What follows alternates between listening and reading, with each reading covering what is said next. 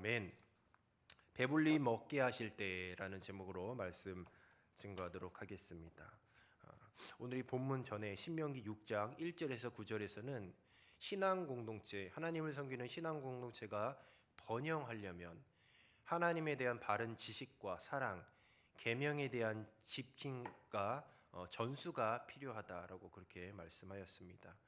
이스라엘이 해야 될 일은 그래서 하나님을 사랑하는 말씀 공동체를 세우는 일이고, 또 그 가운데 공평과 정의와 인애와 사랑의 법을 실천하는 하나님의 통치가 구현되는 그런 신앙 공동체를 만드는 것이에요. 그래서 기독교 신앙은 쉐마의 신앙, 곧 말씀 중심의 신앙인 것을 바로 신명기 6장 1절에서 9절에 말씀하고 있습니다. 가끔 쉐마라는 말을 들어봤을 것이에요. 쉐마, 그러니까 이스라엘과 이런 그런 교육에 대한 그 명령 이후에 이제 오늘 이 본문 말씀 10절 이하에는 가나안 땅에서 벌어질 수 있는 일탈의 가능성을 염두에 두고 경고하는 말씀으로 시작을 합니다. 신명기가 결국은 모세의 이제 고별 설교, 이제 요단강을 건너기 직전에 이제 가나안 땅, 젖과 꿀이 흐르는 가나안 땅에 들어가기 직전에 모세가 했던 고별 설교이기도 합니다. 그러니 이 모든 내용들은 결국 이스라엘이 가나안 땅에 들어가서 어떻게 신앙생활을 해야 되는지를 당부하는 그런 말씀인 것이에요. 신명기 6장 10절에서 25절, 오늘 이 본문 말씀을 크게 두 단락으로 나눌 수가 있습니다. 첫 번째 단락은 10절에서 19절까지예요. 그리고 두 번째 단락은 20절에서 25절까지입니다. 먼저 이 첫 번째 단락은 이스라엘이 가나안 땅을 차지하는 것을 다루고 있습니다. 바로 이 가나안 땅을 차지하게 되는데 이것은 바로 여호와의 선물이고, 또 여호와 하나님께서 이스라엘 백성들에게, 그러니까 그들의 조상에게 한 약속을 지킨 결과이다라는 것이에요. 그럼에도 불구하고 여호와 하나님은 지금 이제 신명기에 모세의 고별 설교를 듣고 있는 그 현 세대에게 몇 가지 금지해야 될 것을 말씀하고 있어요. 그리고 이 두 번째 단락 20절에서 25절은 바로 이 후세를 위한 가르침을 담고 있습니다. 만약 후손이 여호와에 대하여 묻는다면 부모로서 무엇을 알려줘야 하는지를 이제 그 내용을 담고 있는 것이요. 그래서 이 본문은 과거의 이야기와 그리고 현재의 명령이 담겨져 있습니다. 과거는 무엇이냐? 과거의 사건을 얘기하는 거예요. 출애굽과 가나안 정착까지가 그러니까 과거의 사건이라고 보시면 돼요. 그러면 현재는 무엇이냐? 바로 율법 순종이 현재인 거예요. 현재. 이 율법 순종은 바로 현 세대를 위해서 끊임없이 계속 유지돼야 되는 거예요. 과거의 이야기를 하면서 너희들은 절대로 이렇게 살면 안 된다라고 하면서 대신에 믿음을 지키기 위해서는 바로 율법 순종을 해야 된다. 율법 순종을 결국은 강조를 하는 내용입니다. 모세는 가나안 땅에 있는 것을 분명히 가나안 땅에 있는 것은 아름답고 좋은 것이라고 10절에서 11절에 이야기하고 있습니다. 그리고 이 모든 것들을 누리게 될 것이라고 미리 이야기하고 있어요. 반면에 이스라엘 백성들이 그곳에 들어가서 진멸해야 한다라는 그런 명령도 듣게 돼요. 그러니까 아름답고 좋은 것이 있는데 바로 그것이 자칫 진멸해야 될 것으로 바뀔 수도 있다라는 것이죠. 그러니까 아름답고 좋은 것을 누리다가 그것으로 인하여서 하나님을 잃어버리면 그동안 내가 누리고 소유했던 그 아름답고 좋은 것이 이제는 진멸의 대상이 된다라는 것이에요. 하나님보다 더 사랑하게 되는 이 모든 것, 바로 그것이 지금 나에게 유익을 끼치고 있고 그것이 내 눈에 보기에 아름답고 좋은 것이라 할지라도 하나님과의 관계에서 하나님보다 더 사랑하게 되는 것이 있다면 그 순간 내가 움켜쥐고 있는 그 아름답고 좋은 것은 진멸해야 될 대상이라는 것이죠. 그러니까 늘 가나안 땅에 들어가면 이제 손에 잡히는 모든 것들이 아름답고 좋은 것들인데 이제 그런 것들을 통해서 늘 고민하고 경계하라는 말씀이에요. 우리 인생을 살다 보면 우리의 삶 가운데에 아름답고 좋은 것들이 많이 있죠. 뭐 돈이 있을 수 있고 시간이 있을 수 있고 또 여러 가지 인간 관계들이 있을 수도 있고 또 여러 가지 취미 생활 등이 있을 수가 있습니다. 이런 모든 것들을 누리세요. 그리고 아름답고 좋은 것은 주님께서 주신 참 큰 복입니다. 그런데 이런 아름답고 좋은 것들, 적과 꿀이 흐르는 가나안 땅과 같은 그런 아름답고 좋은 것이라 할지라도 또 내 삶을 윤택하게 할지라도 그것보다도 하나님을 더 사랑하게 된다라고 한다면 그것을 과감히 버릴 수 있는 늘 마음의 긴장을 늦추면 안 된다라는 것이죠. 소돔과 고모라에서 이제 그 긴장을 늦추지 못해서 심판할 때에 같이 심판을 받았던 그런 누구의 아내가 있었죠? 그렇죠. 롯의 아내가 있었죠. 항상 그 긴장 상태를 유지해야 됩니다. 그 긴장을 늦추지 않고 그리고 늘 고민하지 않고 늘 경계하지 않는다고 한다면 내가 움켜쥐고 있는 그 좋은 것이 오히려 내 신앙을 좀먹고 나와 하나님과의 관계를 담을 쌓는 그런 것들이 될 수가 있다는 거죠. 모세는 현 세대 지금 그러니까 광야 바로 1.5세대와 2세대들에게 지금 그렇게 얘기하는 거예요. 지금 손에 앞으로 잡힐 아름답고 좋은 것들을 경계하라는 것이죠. 11절에 보면 이스라엘이 차지하는 땅이 여호와의 은혜로 주어진 것임을 표현하기 위해서 이스라엘이 하지 않은 것을 반복하여서 그렇게 계속 기록하고 있습니다. 근데 11절과 12절에 보면 성경에 이제 많이 나오는 10절과 11절에 보면 성경에서 많이 나오는 언어 유희가 나옵니다. 언어 유희. 11절에 보시면 배불리라는 그런 단어가 있죠. 쭉 보시면 11절 후반절에 보시면 심지 아니한 포도원 감람나무를 차지하게 하사 내가 배불리 먹게 하실 때라는 그런 단어가 있습니다. 근데 이 배불리가 히브리어로 사바라고 읽어요. 사바. 근데 10절에 보면은 맹세하다라는 이제 또 단어가 있죠. 쭉 보시면 우리 10절 한번 같이 읽어보도록 하겠습니다. 시작. 내 하나님 여호와께서 내 조상 아브라함과 이삭과 야곱을 향하여 내게 주리라 맹세하신 땅으로 거기까지만 읽도록 할게요. 그래서 맹세하다라는 또 그런 단어가 있어요. 맹세하다라는 이 히브리어가 샤바예요. 샤바. 배부르다 사바, 맹세하다 샤바 비슷하거든요. 그러니까 음이 비슷해. 이게 언어 유희를 하는 건데 이게 무엇을 얘기하냐? 일부러 의도적으로 이런 단어를 사용을 한 거죠. 그러니까 이스라엘이 배불리 먹는 것은 바로 하나님의 약속이 이루어지는 것을 연결시키고자 했던 것이에요. 그러니까 이렇게 되는 거죠. 이스라엘이 가나안 땅에서 사바할 수 있었던 것은 여호와의 샤바 때문이다. 뭐 이렇게 말씀할 수 있어요. 다시 말하면 이스라엘이 가나안 땅에서 사바 배부르다 할 수 있던 것은 여호와의 샤바 맹세가 있었기 때문이다라고 그렇게 이야기할 수 있는 것이죠. 그것을 통해서 언어 유희를 하는 것을 통해서 이제 이스라엘 백성들이 귀로 쉽게 듣고 외울 수 있게 했던 것이죠. 구약 성경이 아니죠. 모세오경을 다 외우잖아요, 이들은. 그러니까 이게 입에서 입으로 이제 외우기 쉽게 이렇게 성경을 기록해야 했었습니다. 당시에는. 그래서 이런 언어 유희를 많이 사용을 했었던 것이요. 나로 나된 것은 하나님의 은혜입니다라고 우리가 이런 고백을 많이 하죠. 우리 인생을 한번 돌아보시면 내 노력 그리고 내 의지로 우리가 인생을 설계하고 만들어 갈 수가 없습니다. 우리가 배부르게 먹을 수 있는 것 이것은 어디서부터 비롯됐냐? 하나님의 약속하신 언약의 말씀 때문에 그렇다는 거죠. 이 구원받은 성도 그리고 그 은혜를 아는 성도라면 내가 잘되고 그리고 내가 성공하고 뭔가 내가 이루어졌다고 한다라면 하나님의 은혜입니다라고 그렇게 고백할 수 있다라는 것이요.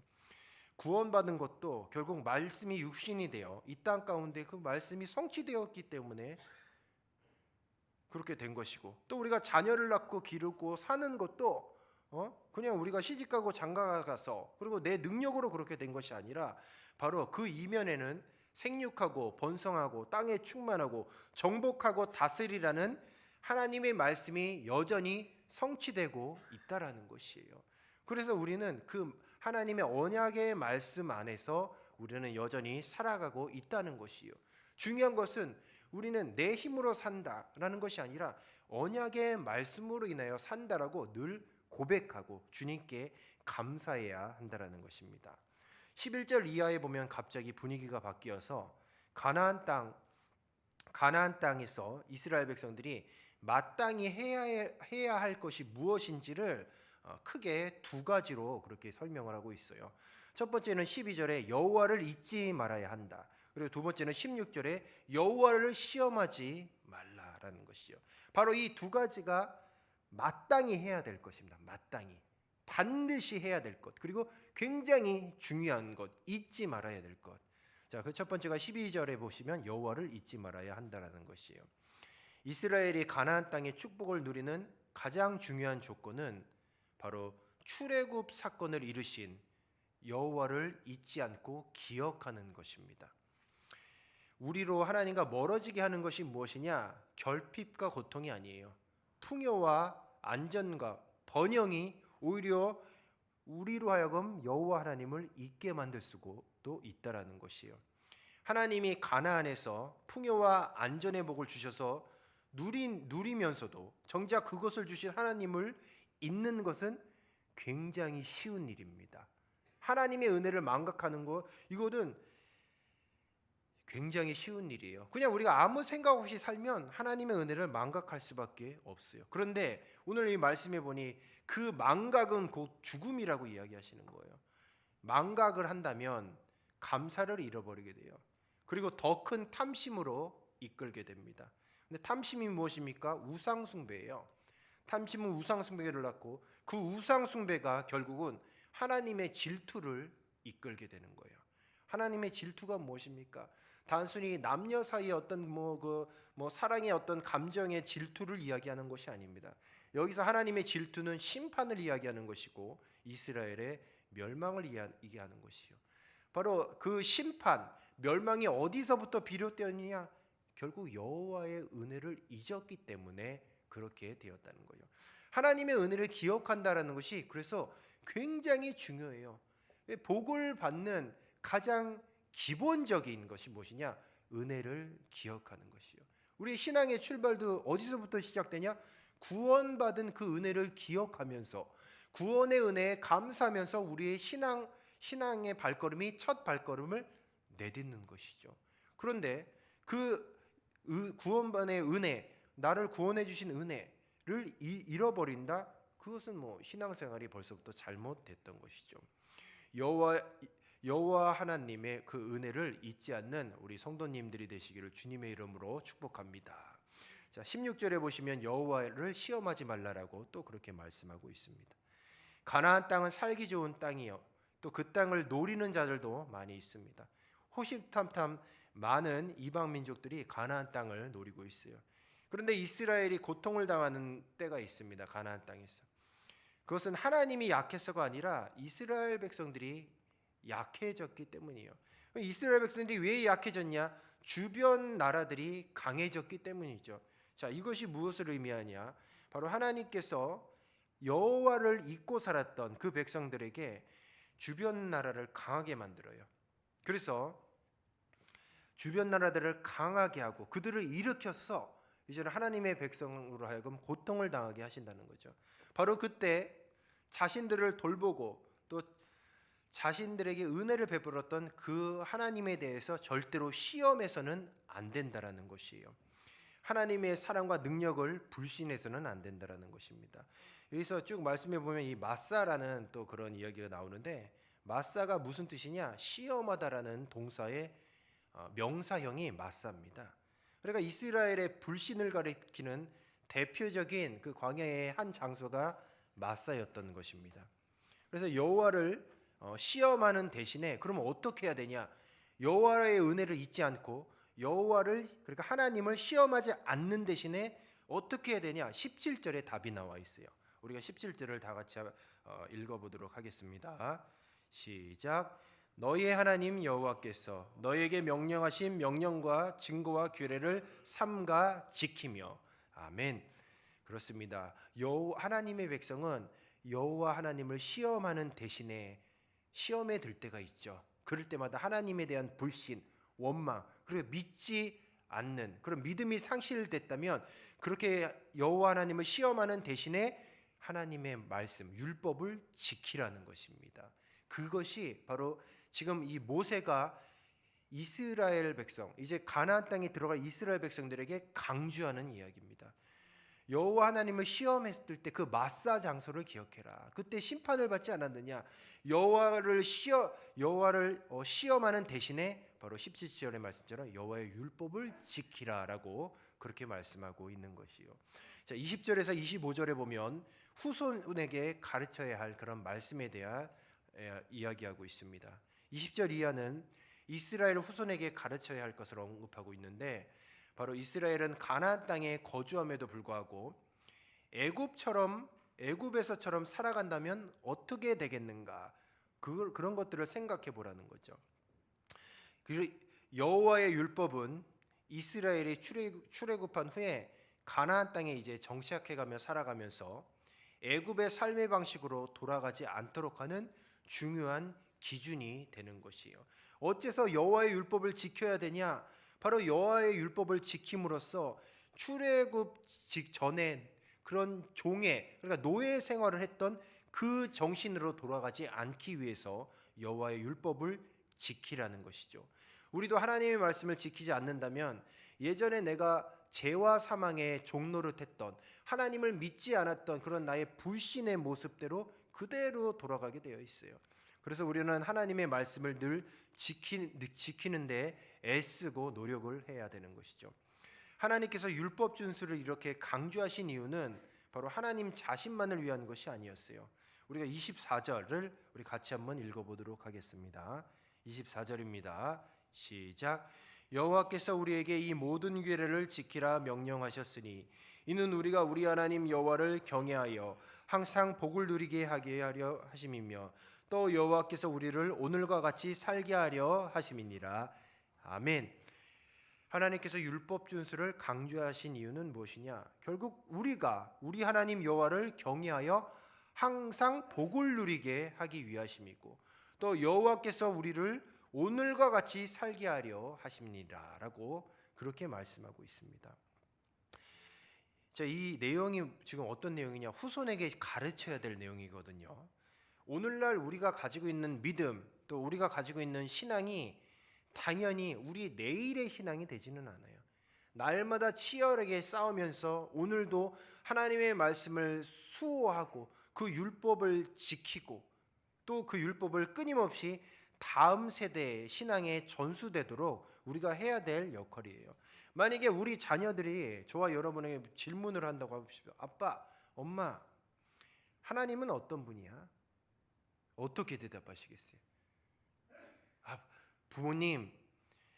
부모님이 경험한 하나님은 어떤 분이십니까?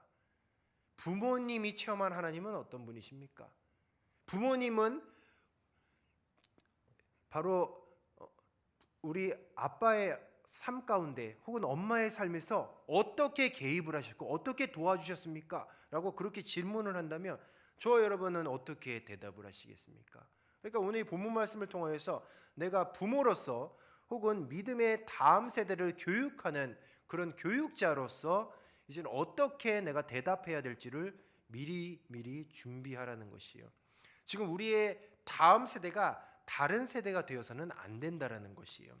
신앙의 전수를 위해서 치열하고도 꾸준히 노력해야 한다라는 것이요. 무엇보다도 우리가 왜 이런 방식의 순종의 삶을 살아야 하는지 그 이유를 우리 후대들에게 알려줘야 된다라는 것이요. 그렇기 위해서는 우리가 경험할 수밖에 없습니다. 왜 11조 생활해야 되는데요? 어떻게 대답하시겠습니까? 왜 그렇게 봉사해야 되는데요? 교회에서 힘들게 왜 죽도록 충성해야 되는데요? 뭐 월급도 안 주는데 왜 죽도록 충성해야 됩니까? 가르쳐 줘야 되거든요. 왜냐하면 처음 교회 문화를 접하고 말씀을 모르면 이해가 되지 않아요. 어제 교회에서 오후 예배 끝나고 이제 등 다는 공사를 했습니다. 여기 보시면 이 되게 높은 천장에 등을 달았어요. 이제 굉장히 높잖아요. 그래서 아시바를 아주 높게 싸서 아주 위험한 그런 작업이었습니다. 그래서 이제 모여서 이제 누가 올라가느냐 이렇게 막 가위바위보도 하시고 그러는 모습을 이제 보았습니다. 그런데 제가 그걸 보고 느낀 것이 있어요. 교회 안에서 봉사하다 보면 때로는 정말 위험하고 남들이 하기 싫은 그런 것들을 할 때도 있어요. 그럼에도 불구하고 또 그것을 하시는 분이 있다라는 거죠. 근데 왜 할까요? 어째서 그 위험을 무릅쓰고 때로는 생명을 무릅쓰고 자신이 희생하면서까지 그런 일들을 할까요? 남들이 하지 않는 일, 그런 일, 천한 일, 위험한 일, 그런 일들을 할까요? 딱 한 가지요. 하나님을 알기 때문에. 하나님을 알고 하나님을 경험했기 때문에 그 하나님이 내가 교회를 사랑하는 그 마음을 아시고 틀림없이 내가 주님을 사랑하고 교회를 사랑하면 나의 삶에 복을 주시고 내 자녀에게 복을 주신다는 그 확실한 믿음이 있기 때문에 올라가서 등을 타는 겁니다. 어제 가장 높이 등 다셨던 우리 성도님도 계시고 또 무거운 짐을 나눴던 많은 우리 성도님들 계십니다. 주님께서 다 기억하시는 줄로 믿습니다. 그리고 자녀들에게 복을 주시는 줄로 믿습니다. 어제 높이서 등 달았던 우리 성도님의 자녀는 그 자녀들이 아주 높은 인생을 살 복을 주실 줄로 믿습니다. 그런 믿음을 갖고 사는 거예요. 그런 믿음이 있고 그런 영적인 비밀을 아는데 문제는 다음 세대들이 몰라요. 그걸 가르쳐 주라는 거예요. 왜 용돈 받으면 왜 11조 생활해요? 자녀들이 막 그럴 거 아닙니까? 그러면 경험을 얘기해 주십시오. 11조 생활을 철저히 할 때에 주님께서 물질의 복을 약속해 주셨다. 내가 이렇게 복을 누렸다. 얘기해 줘야 되죠. 얘기해 주려면 어떻게 합니까? 우리가 먼저 신앙생활 똑바로 하고 신앙 말씀 생활 잘해서 그 말씀으로 인하여서 순종으로 인해서 먼저 복을 받고 체험한 경험이 있어야 가르쳐 주죠. 우리가 신앙생활 대충 한다면 하나님이 우리를 도와주신 경험, 하나님이 우리들 삶 가운데 역사해 주시고 나를 사용하신 그런 경험이 어디가 있겠습니까? 먼저는 우리가 정신을 똑바로 차리고 먼저 여호와의 율법을 먼저 준수하고 또 그 가운데 하나님이 역사하신 체험과 경험이 있을 때에 우리는 담대하게 우리 자녀들에게 하나님을 가르쳐 줄 수 있는 줄로 믿습니다. 신앙의 전수는 그래서 저절로 되는 것이 아니에요. 치열하게 신앙생활 해야 돼요. 열심을 다해 신앙생활 해야 됩니다. 그리고 날마다 주님과 교제하며 주님을 만난 체험과 경험이 있어야 되는 줄로 믿습니다. 말씀을 정리하도록 하겠습니다. 우리 사랑하는 성도 여러분, 믿음의 다음 세대들을 세우는 것은 참으로 귀한 일입니다. 우리의 자녀들에게 하나님에 대하여서 또 그분의 놀라운 역사에 대하여서 또 그분의 사랑에 대해서 해줄 말이 있으십니까? 오늘 이 시간 이후부터 우리의 인생을, 우리의 신앙생활을 잘 정리하셔서 언제든지 우리 자녀들에게 정말 믿음을 잘 물려주시고 특별히 하나님에 대하여서 살아계신 하나님에 대하여서 잘 전수해 주시는 저와 여러분이 되시기를 주님의 이름으로 축복합니다. 우리 시간